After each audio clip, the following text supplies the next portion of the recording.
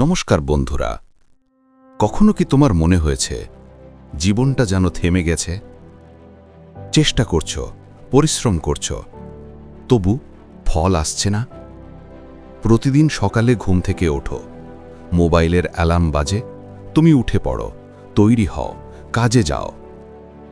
ট্রাফিকে দাঁড়িয়ে থাকো, ক্লান্ত মুখে অফিসে পৌঁছাও, আর মনে মনে বলো, আমি আর পারছি না।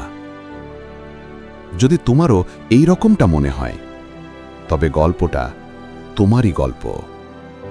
তো চলো ভিডিওটা শুরু করা যাক।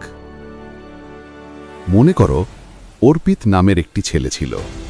সে ছিল একজন সাধারণ মানুষ।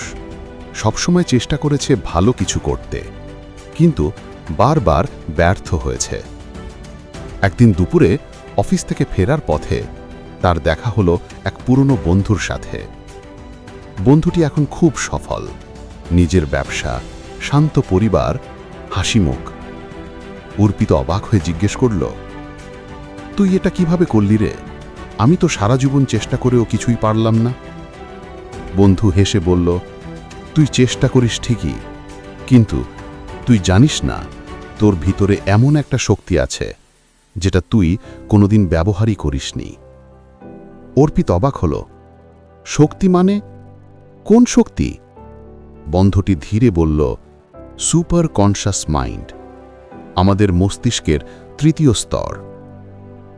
আমাদের মস্তিষ্কে 3টে স্তর আছে, কনশাস মাইন্ড, সাবকনশাস মাইন্ড, আর তারও ওপরে সুপার কনশাস মাইন্ড।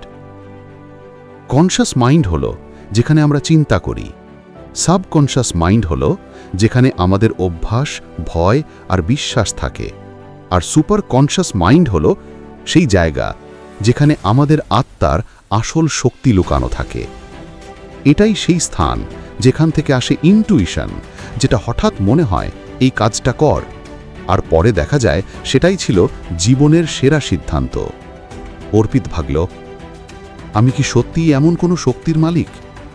সে ঠিক করল খুঁজে দেখবে। সেদিন রাতে সে চুপচাপ বসে রইল, চোখ বন্ধ করে নিঃশব্দে নিজেকে প্রশ্ন করল, আমি কে? আমি আসলে কি চাই?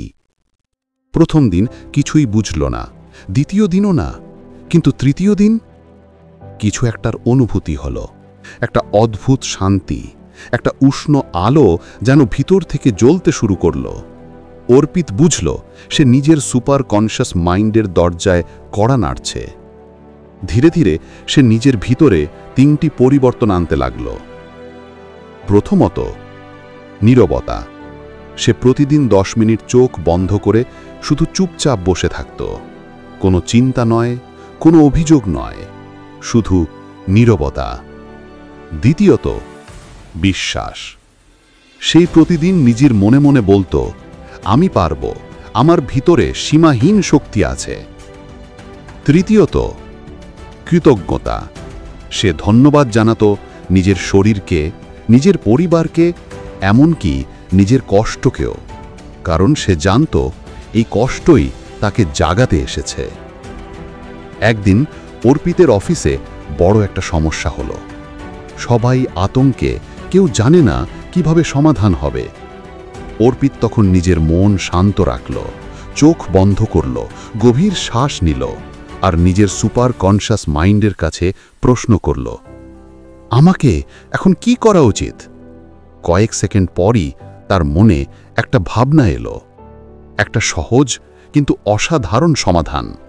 সে সেটাই করল, আর পুরো টিম রক্ষা পেল।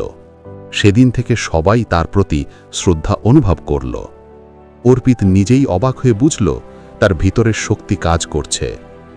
দিন যায়, মাস যায়, অর্পিত এখন অন্য মানুষ। তার মুখে শান্তির হাসি, চোখে আত্মবিশ্বাসের আলো। সে জানে সব উত্তর বাইরের দুনিয়ায় নয়, সব উত্তর তার ভিতরেই আছে।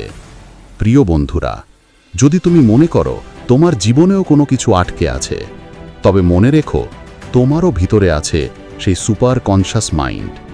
তুমি শুধু একটু নীরব হও, নিজের ভিতরের কণ্ঠ শোনো, নিজেকে বিশ্বাস করো, আর প্রতিদিন কৃতজ্ঞ থাকো। তাহলে একদিন দেখবে যে স্বপ্নগুলো একসময় অসম্ভব মনে হতো, সেগুলো একে একে সত্যি হয়ে যাচ্ছে। মনে রেখো বন্ধুরা, তুমি অলৌকিক কিছু খুঁজছ না, তুমি শুধু নিজের সত্যিকারের সত্তাটাকে জাগাতে চাইছ।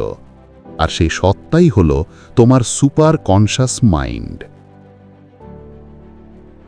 যখন তুমি নিজের ভিতরের আলো জ্বালাও, তখন গোটা পৃথিবী আলোকিত হয়ে ওঠে। বন্ধুরা, যদি এই গল্পটা তোমার হৃদয়ে ছুঁয়ে যায়, তবে এই ভিডিওটা লাইক করো, কমেন্টে লেখো, আমি আমার সুপার কনশাস মাইন্ডকে জাগাতে চাই। আর সাবস্ক্রাইব করো, কারণ পরের গল্পটা হয়তো তোমার জীবনটাই বদলে দিতে পারে। ধন্যবাদ।